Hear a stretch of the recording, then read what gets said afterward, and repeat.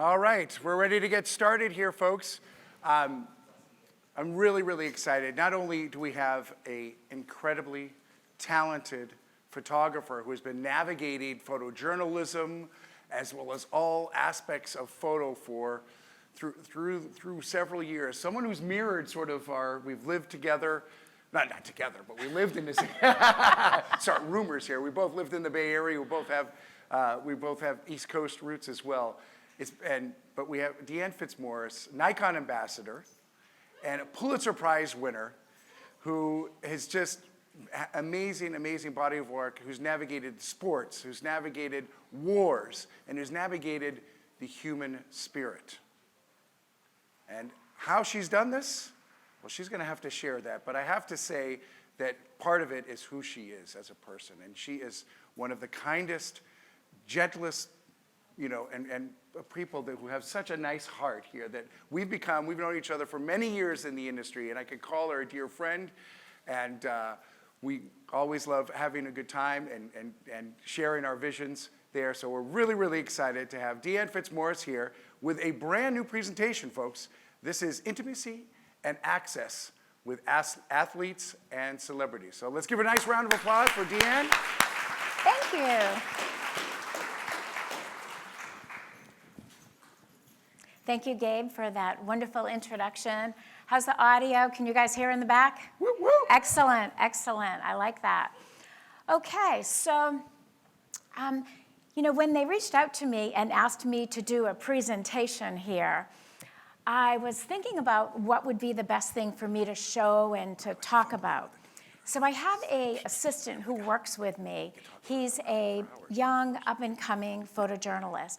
And I said to him, if you were coming to this event, what would you like to hear me talk about? And I started flipping through some previous shows I've done, previous keynotes.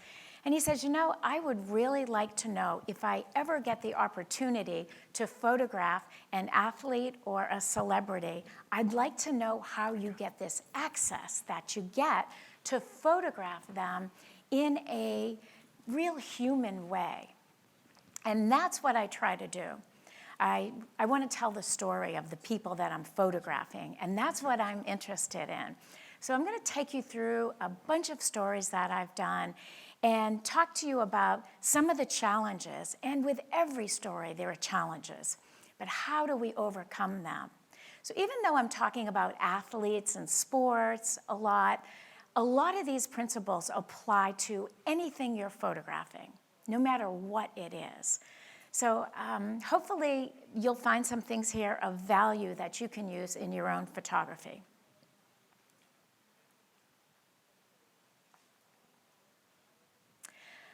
So, how I got started. My father was a fighter pilot, and from him I learned to be fearless. My mother was a librarian, and from her I learned the love of story.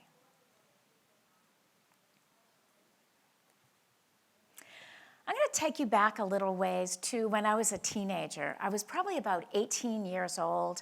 As Gabe said, I grew up in Massachusetts, and a friend and I heard that Bette Midler was going to be playing in a club in Boston, and we wanted to go see her. So we drove up to Boston, went to the club, and it turned out sold out for 2 nights. We weren't going to be able to go. Very disappointing. But, my technique of trying to figure out how to get past a no started early on. It started, when I think about it, it started at these early moments. So I'm there at the club. I see waitresses going in. They're wearing black pants and white blouses. The next day, I came back and I was wearing black pants and a white blouse. And I walked in with the waitresses. Once I was in there, I had to figure out what I was going to do. The show wasn't starting for hours. So as crazy as this sounds and is, I hid under a table.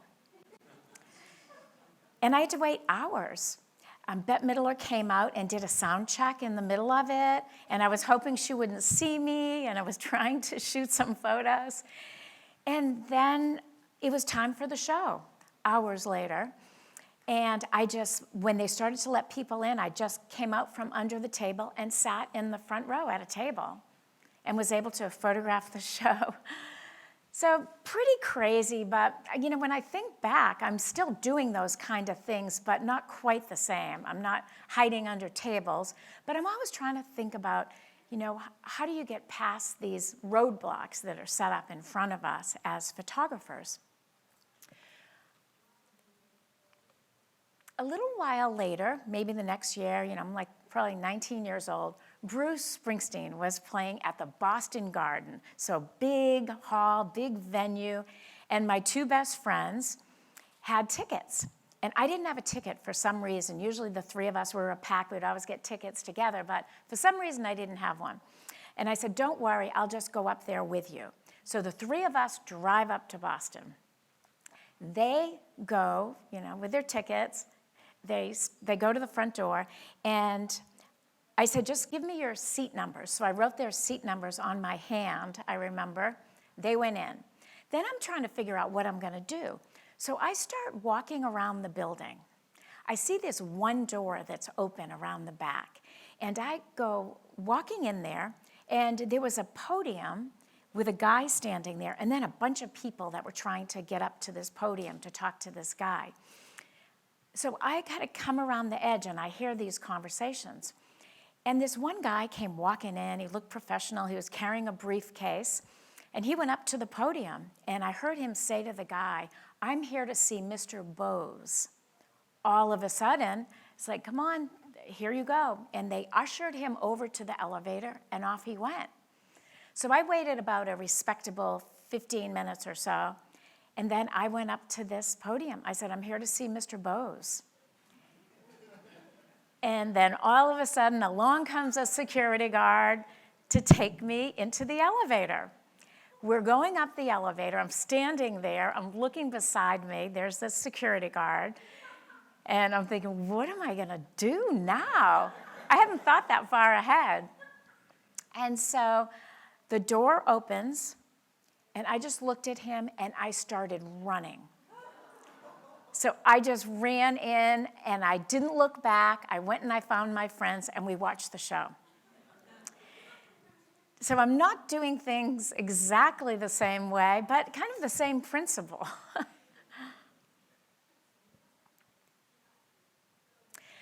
So eventually I drove to Boston. I drove from Boston to San Francisco, fell in love with it, and applied to school there. I went to the Academy of Art, got my degree in photography.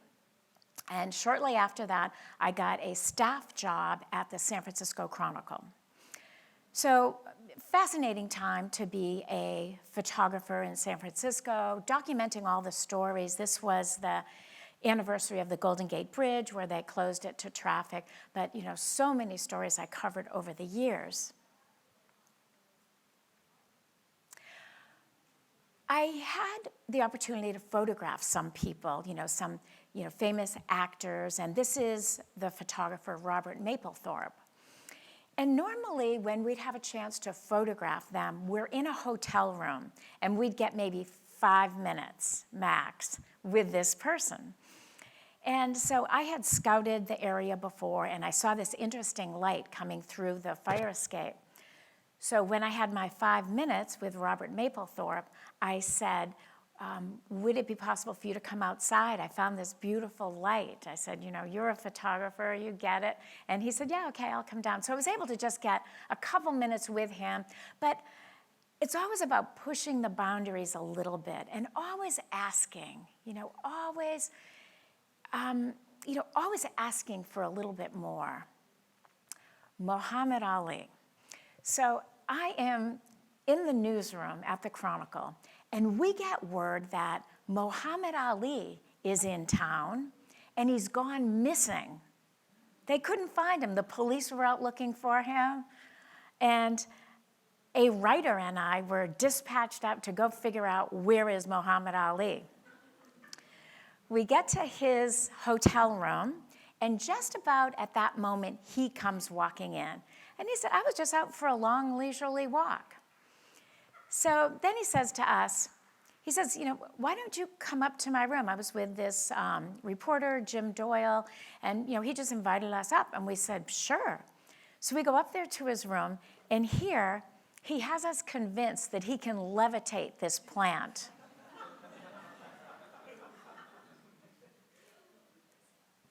And when that didn't work, he told us that he could levitate.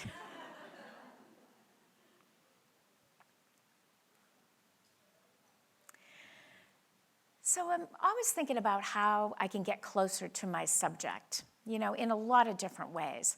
I had an assignment to photograph a surfer under the Golden Gate Bridge, just showing that there were waves under the bridge and people were surfing. And this is before GoPros. So I had to figure out, if I want to make an interesting picture, I've got to get my camera on this surfboard.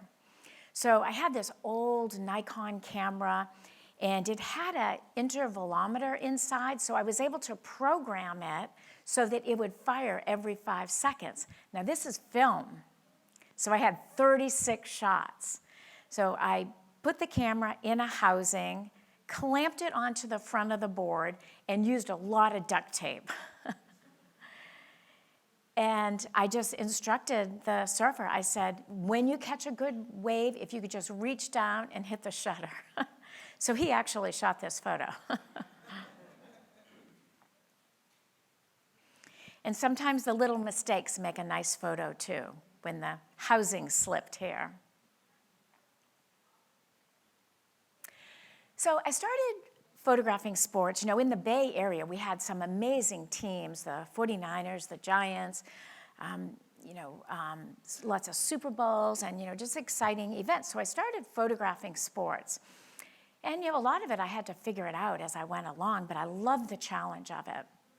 And so one day, I was at a 49ers game, and I was thinking, this is going to be the day that I get that amazing photo where the ball is just about to go into the receiver's hand.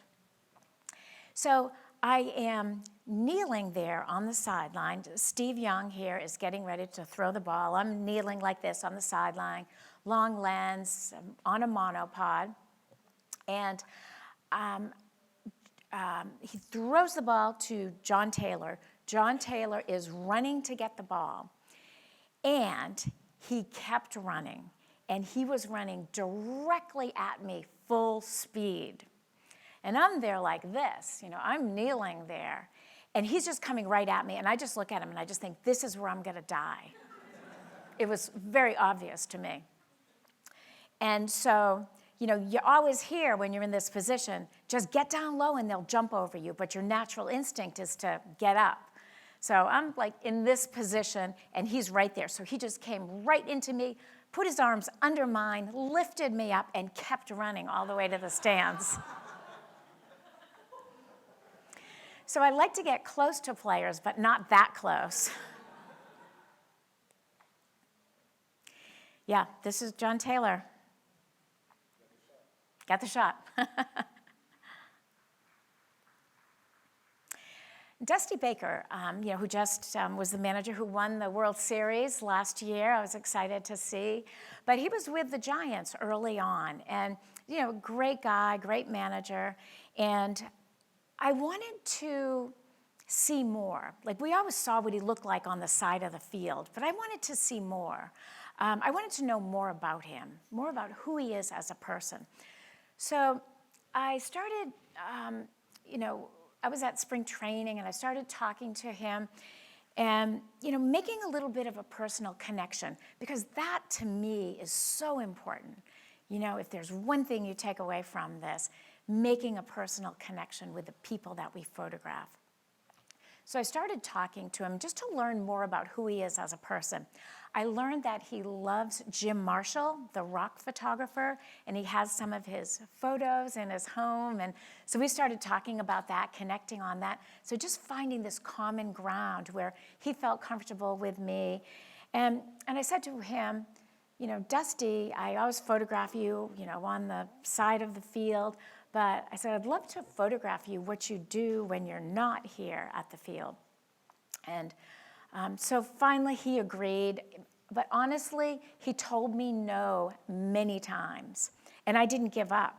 I just kept coming back to him. But it's always about finding that line where I don't want to push him away, and so I just kept engaging with him, and eventually he said I could come to his home where he and his wife were going to be making dinner. So it's just a little thing, but it's just a few moments that help humanize him. Turns out he has this wonderful motorcycle that he loves. And so just being able to get him on the bike was just something different. It shows a little bit more about who he is as a person. Barry Bonds at the time, do a lot of you know who Barry Bonds is? Yeah?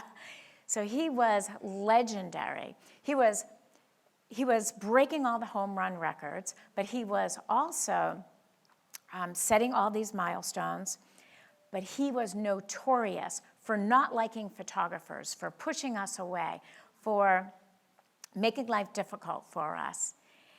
And I just couldn't figure out what it was about, why he was like that, why he was always pushing us away, and and kind of making it really uncomfortable to photograph him. So, this would be a typical Barry Bonds moment, no photos. And, we're trying to do our work, we're trying to do our jobs and photograph the story of Bonds breaking all these records.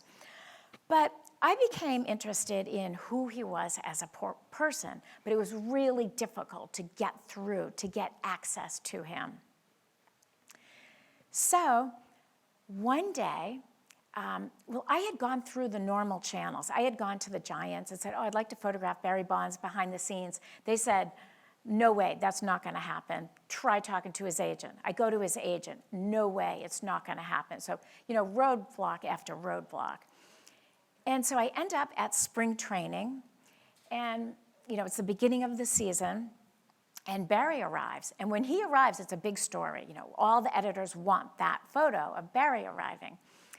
So he comes out onto the field, and normally the other players would go running around, doing something, but instead he just laid back on the field. And I thought, that's kind of unusual.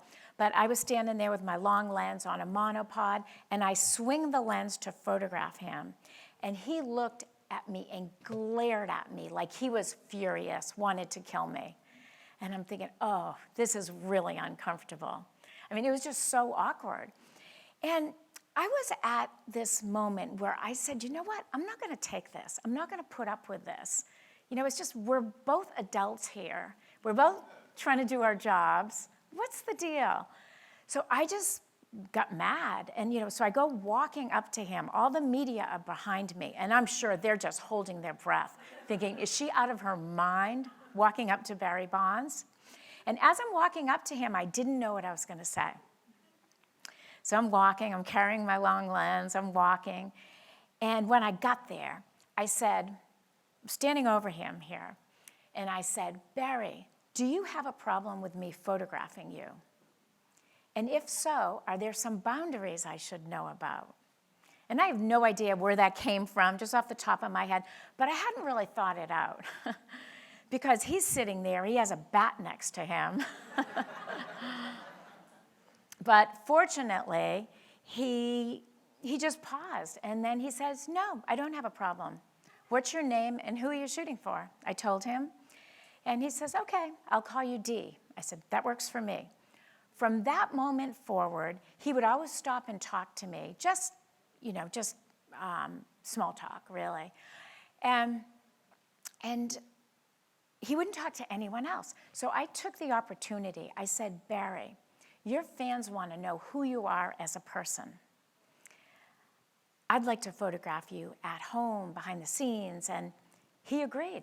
So I started getting this access that nobody had on Barry. I tried going through the regular channels, it didn't work. I just tried approaching him like a human being, just being honest, being real. And I think anytime you can do that, it really helps. But being able to see things like this, storytelling images. In the locker room, they had couches in the middle of the room, but in front of all the lockers, everyone had a little white folding chair, except Barry. he has a, leather, lounge chair. He's got a TV. So little storytelling images as we're going along. And then to be there when Willie Mays, his godfather, comes in, to be able to just become invisible. And there were hurdles all along the way. Like, it wasn't easy. It wasn't like all of a sudden all the doors open. But, little by little, I was getting some access with him and just being able to show who he is as a person. And one day, like I would always say to him or to anybody I photograph, what does tomorrow look like? What are you going to be doing tomorrow? And he said, tomorrow morning, I'm going to the gym at 8 o'clock. And I said, would it be okay if I came and photographed you? He said, yeah, sure. So I go there, I photograph him at the gym. And then he said, Dee, I want you to meet my workout partners.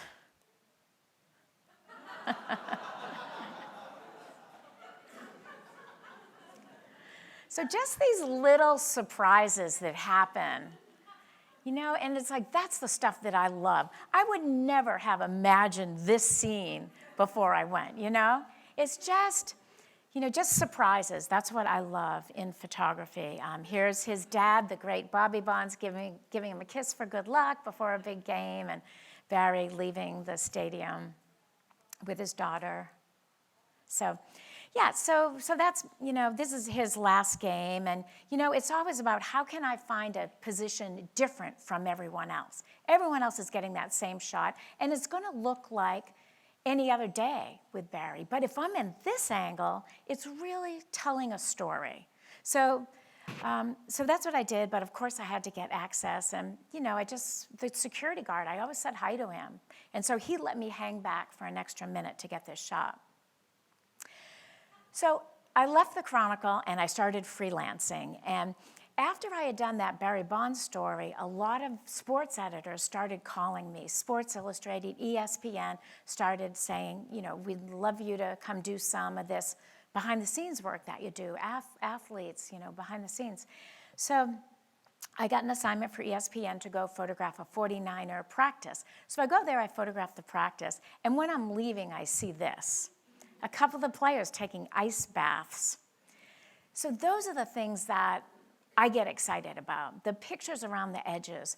Like, I don't think I'm going to show you any sports pictures today, which is funny. It's all stuff around the edges. It's the stories. It's the humanity. Who are these people? ESPN sent me to photograph U.S. women's soccer, and there were 2 games.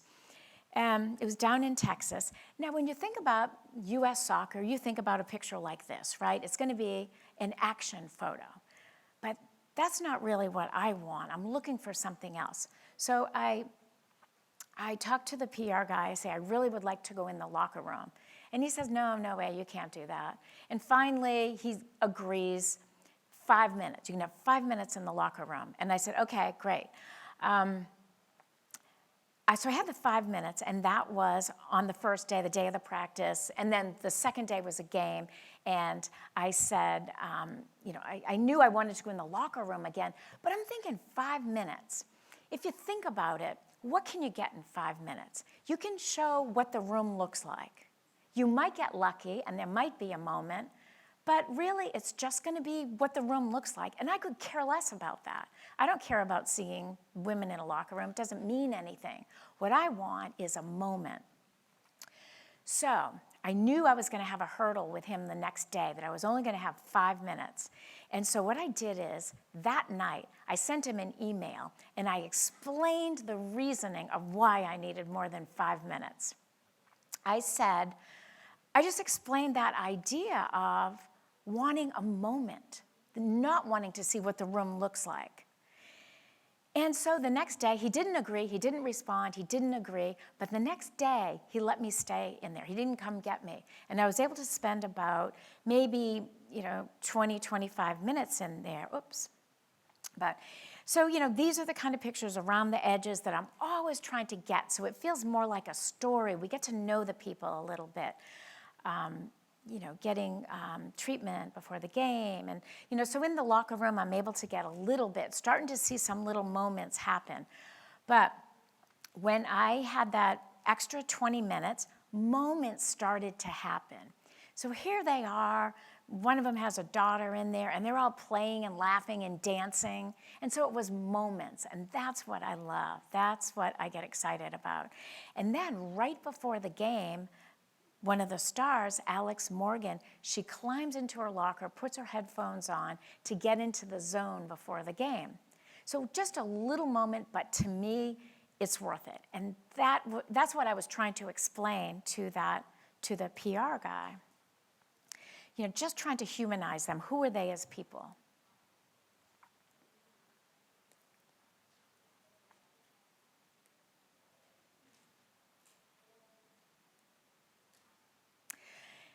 NBA, LeBron James. I didn't have access with LeBron. I photographed the finals. I was shooting for ESPN, but no special access. So I photographed, the game, and then they won. And so, he's full of emotion looking up. So I'm capturing some of the emotion. And to me, emotion it's adding to the story. If you can capture emotion, it's almost like behind the scenes, you're shedding light on something. You're giving us more understanding of who these people are. But I didn't have any access with him. So I just wait till he goes walking out of the stadium and when he enters into the stadium. And it's not access, but it's a little bit of information. We get to see what he's wearing, what he's carrying. So it just takes the story a little bit further. It's not just on the court. Steph Curry. Sometimes when you don't have access, you can make it look like you do. I've had lots of assignments with Steph Curry over the years. And so you just start to build these images of who he is as a person. See, this would be a normal picture of Steph on the field, on the court, game action. But I'm always trying to build the story a little bit. So as he's coming in for the finals, I figure out where he's coming in. I position myself there. I see him coming in, and I see him hug the woman security guard that's been there forever. Those little moments tell me something about who he is as a person. So I was looking around the edges of the court. How can I build this story? Here you can see he's getting into the zone. And this is all with no special access. Looking around the edges. This is during the game, and he's around the edge. And I'm so much more interested in this than I am interested in what's happening on the court. And at the end of the game, I just followed him out to the parking lot, and I was talking to him as I was walking, so the security guards just figured I was part of the scene. And so I just stayed with him, and I was chatting with him a little bit. And so I was able to get out into the parking lot and to get these nice little intimate moments of him with his daughter. And then, they had just lost the NBA Finals, but the coach, Steve Kerr, came up to him, and they just had this beautiful, tender moment in the parking lot. And to me, I love those kind of pictures because they're just human. They show who these people are as people, on the golf course, just always looking, how can I build the story a little bit, moment, reaction on the golf course. He likes to float in a sensory deprivation tank, so I had an assignment to photograph that for ESPN. So, just getting these pictures that eventually build to tell a little bit of a story about who he is as a person. So here I am with him at the parade last year when they won the championship. And of course I'm asking for some kind of access, and he's probably saying no. But, I was just trying to become part of the scene and, just trying to get close to them and capture some of these little moments.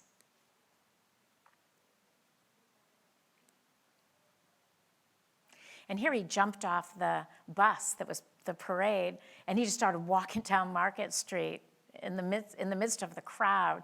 And fortunately, I was in a position where I could get in front of him.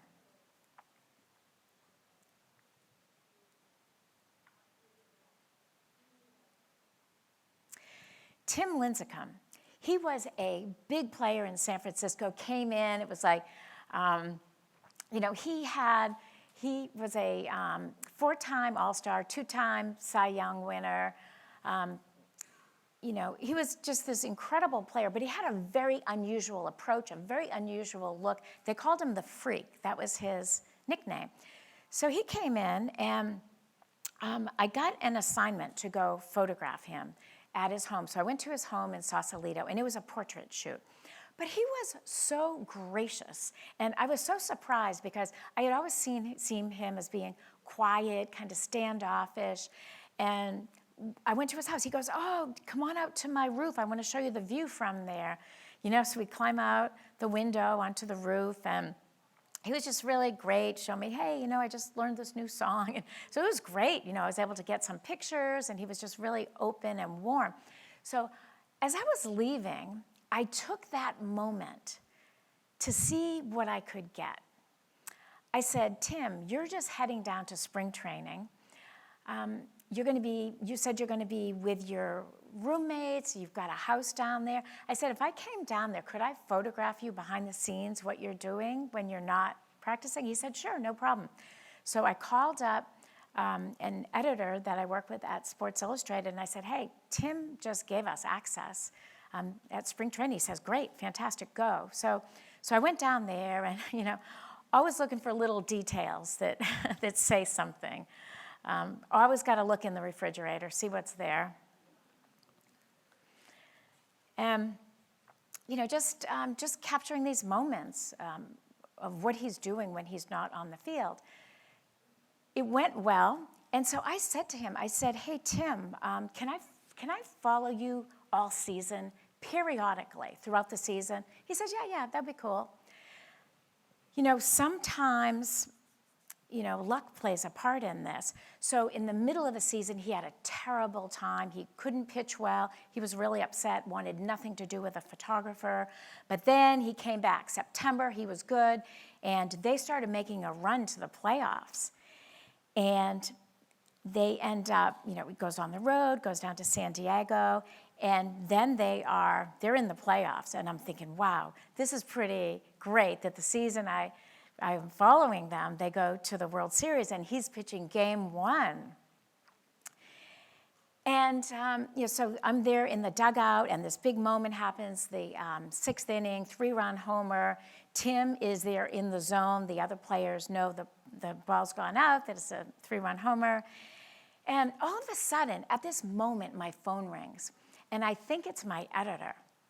And so I pick it up, and it's, hey, Deanne, this is Chris Lincecum, Tim's dad. And I'm thinking, okay, this is the World Series. Tim's pitching it, and his dad's calling me. This is crazy, and I'm trying to shoot the game. And so then I say, yeah, I was looking for you before the game because I'd love to photograph you watching your son pitch game 1 of the World Series. And he says, well, I'm actually not at the game. He says, it makes me too nervous. I'm at the bar next door. So then I had to figure out, what do I do? Do I go to the bar next door and lose my great position here, possibly? Anyways, I decided I had to go, and there he was in the doorway watching the game.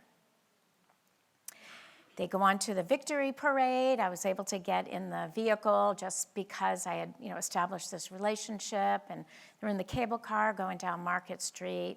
Everyone fell in love with him. Future Mrs. Lincecum put together a book from the season. So that's the Tim Lincecum story. Now, I get a call from ESPN on another story. They reach out and they say, Deanne, we'd like you to go photograph the coach of the Oakland Raiders. And I said, okay, great. You know, what's going on? What's he doing? I'm thinking there's a practice. He says, well, he's actually going to get a mani-pedi. I said, are you serious? He said, yeah. And I said, all right, well, does he know about this? Is he on board that there's going to be a photographer there? And my editor said, yeah, but if he backs out, you have to talk him into it. I know you talked Bonds into it. So the Bonds work really just set up, you know, a lot of different things that I did over the years. I have no idea why this picture's here, but let's move on. Cape Cod Baseball. You know, I learned about the Cape Cod Baseball League, where a lot of the players go before they go on to the major leagues. And so I'm from Cape Cod, so, you know, I knew about it. So I started following this story, and it was great. It was this 87-year-old woman, Barbara Ellsworth, and she would host different players. And so they would stay with families. So it was great. To me, it was just an interesting part of the story. And so I photographed her. She was always giving them a hard time, say, hey, take your hat off at the table, don't lean back in the chair. And then during the game, she'd run out on the field and start yelling at them. So it was just great, you know, and they all stayed downstairs. And some of them, like, were big names, like this is Kevin Biggio, who became a big player in MLB. But, you know, I love this kind of a shoot where I'm able to just show who they are as people.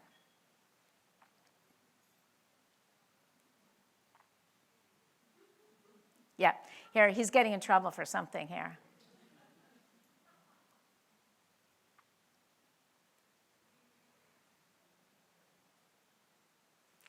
Yeah, I was looking for nice light, warm light, cool light. So after a game, they go back to the house, and, you know, she made a big meal for all of them.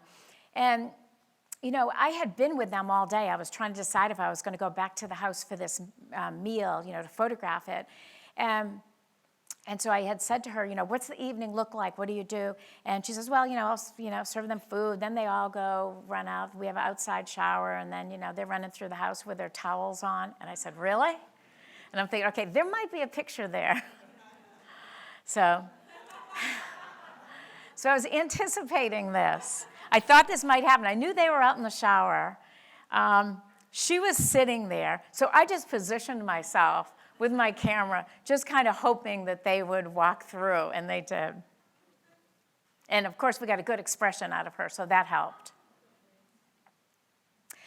Triple G, middleweight boxer. I heard that he was living with a bunch of roommates. I pitched the story to Players Tribune and went and photographed them.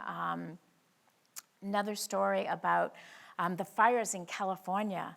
You know, they had, you know, a really tough time in 2018 when the fires just kind of ravaged this high school, and this is the quarterback, his house burnt to the ground.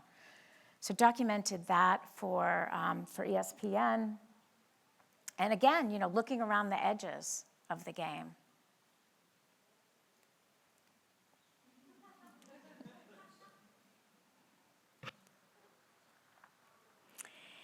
And ESPN sent me to the Super Bowl in 2020. It was just before the pandemic. So it was February 3rd, 2020, and I went there and photographed the game. It was like the last big thing I had done for a while. And, you know, my editor says, we want to see the action. We'd like to get some action, but we also want you to get around the edges, stories around the edges. And I always check with my editor. I say, okay, if I'm working around the edges, I may miss some really big plays. I may miss some important plays. Is that okay?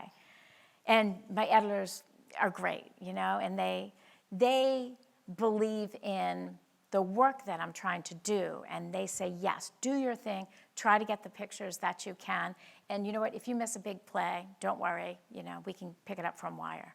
So I really love working with editors like that really encourage me to go, you know, push the boundaries a little bit and find some interesting things. Around this same time, it was, well, actually, this was January of 2020, the college football playoffs. And so ESPN sent me down to photograph this game in New Orleans. And so here's Joe Burrow. And, you know, this is a normal picture that you would expect, right? Where it is, you know, the quarterback on the field. A very predictable picture. I did like that he had his tongue out, but still, it's just a predictable picture. And I'm always thinking, how can I go beyond this? How can I get something more interesting? And, you know, so I'm looking around the edges, you know, the different things that are happening. And I go to the locker room, and I see him, and he has a cigar. and he pulls out this cigar and starts smoking it. And I'm saying, that is cool. That's a great behind-the-scenes storytelling picture that no one else had. So just so much more interesting. I thought I had that picture in here, but I don't. Sorry about that. Colin Kaepernick, I had a chance to photograph him. I was alongside a film crew, and so I didn't really have specific access.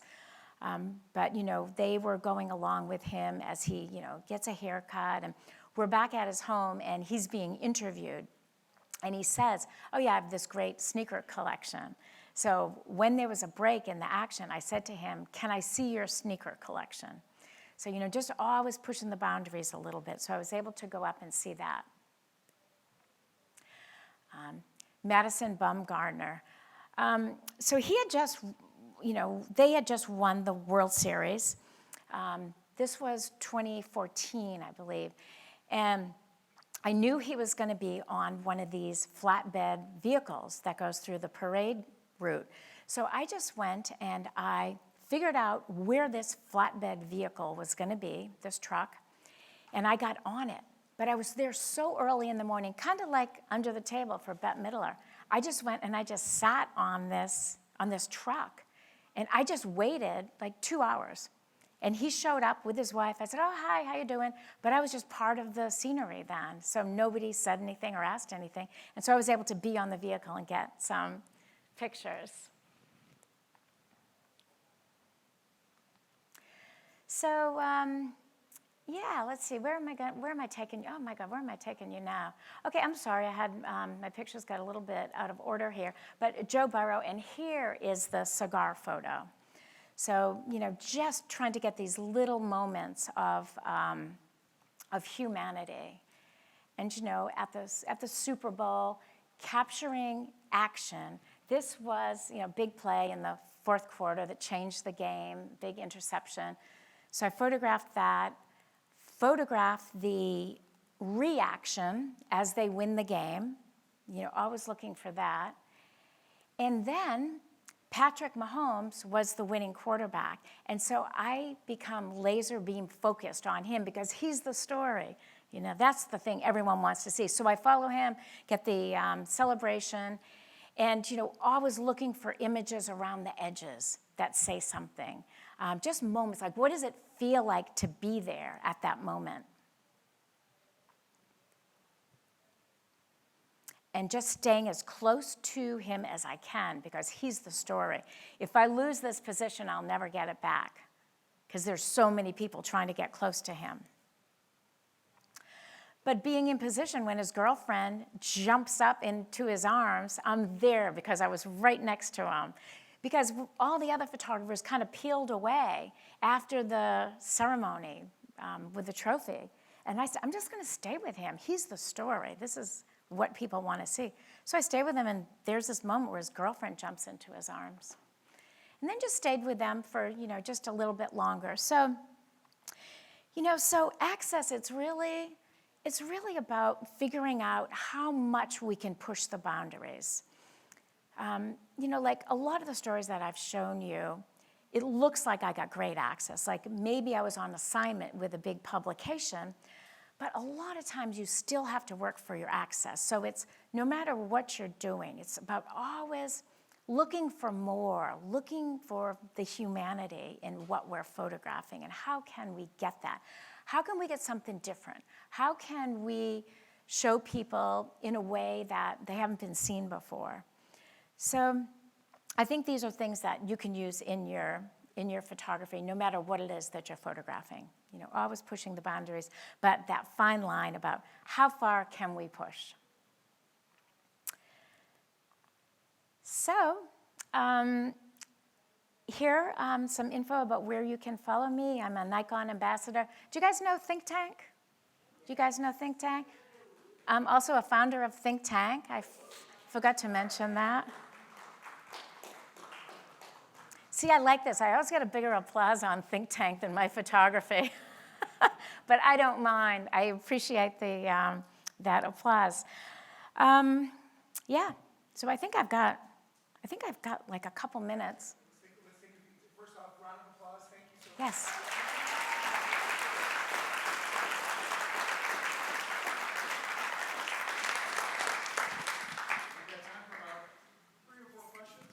see any, we're right here, boom, first.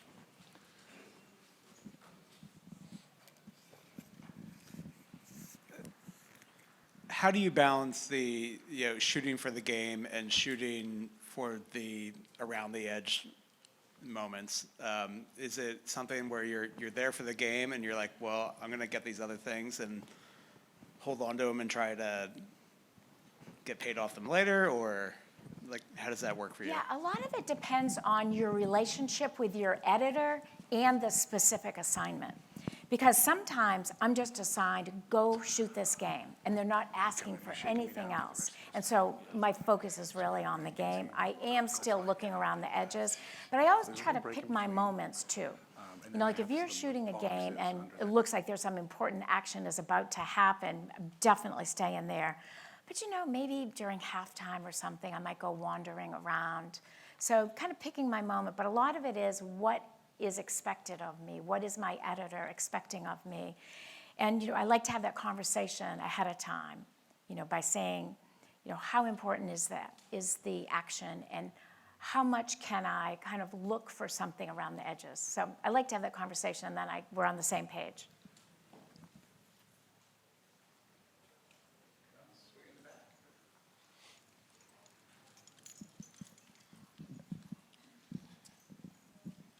Hi, Deanne. How are you? Brandon. I saw you running around for the Super Bowl on the field there while I was watching the game. It was pretty wild and interesting. But I want to see maybe what's kind of going on in your mind when you're running around on the field, and what's your go-to equipment when you're in that position? Are you using two cameras? Are you looking for wide lens, prime, zoom? Just wanted to see kind of a little bit of what's going on there. Yeah, so when I'm photographing a game, like the Super Bowl, I would have a long lens, like maybe a 200 to 400, maybe a 400 2.8, just, a good long lens on a monopod. I shoot Nikon, I think you guys heard. Nikon ambassador. So I'm using all mirrorless now. Like currently I'm using the Z8. So I've just been using whichever generation is the latest. I was on the Z9 before that, Z7 before that, and before that, D850 and D5. So I will have two bodies, and I'll have the long lens on one, and on the other one, I might have like a 70 to 200, and then in my bag, I would have something like a maybe 24-70. I love prime lenses, but with sports, I don't use them as much. I need something that's really versatile. So zooms work better for me for that. So kind of something like that, 24 to 70, 70 to 200, and then the long lens. And, just trying to anticipate what's going to happen. And there are times when I just have to put the long lens down, and then I'd have the 24-70 on one, 70 to 200 on the other, if I'm shooting something that's happening kind of close. Yeah.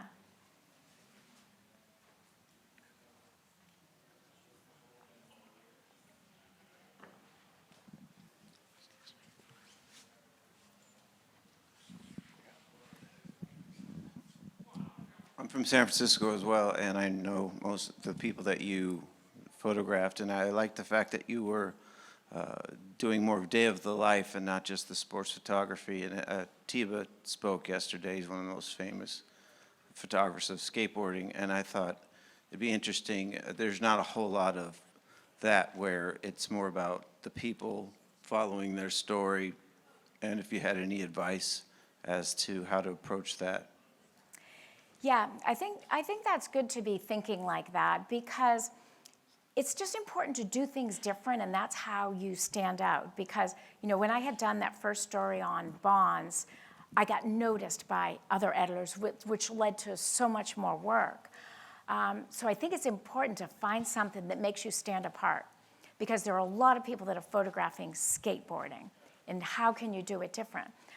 So do you photograph skateboarding regularly?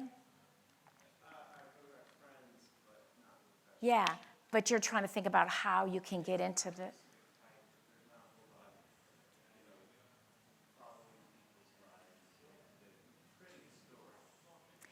Yeah, what I try to do is, just make a personal connection, and then, just little by little, the doors will open. Like, maybe you would photograph your friends and do some real nice behind-the-scenes photography with them.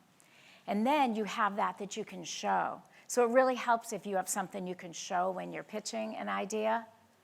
So I think I might approach it like that. First of all, you've got something. And plus, you've practiced a little bit. You get some ideas about what you might want to do before you take it up to the next level.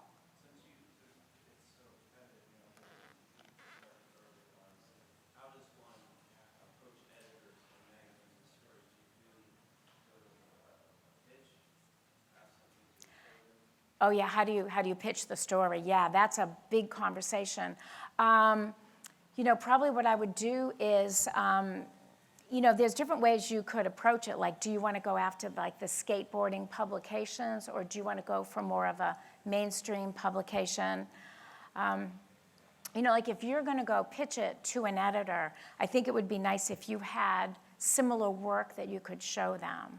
But it also has to be something special. Like with Barry Bonds, he was breaking all those records, so it was a big deal. So you got to have some kind of a reason, like why now? Why is this a story now? So you look for something special. Like say skateboarding is going to be the new sport in the Olympics next year. Yeah, right, exactly. So if you time it for something like that, then you find the person that's going to be in the Olympics. So, try to find like a news peg or an angle. Yeah. All right, folks, that's all. But thank you, Deanne. Master storyteller, really a master storyteller. So thank you for sharing those with us. Thank you.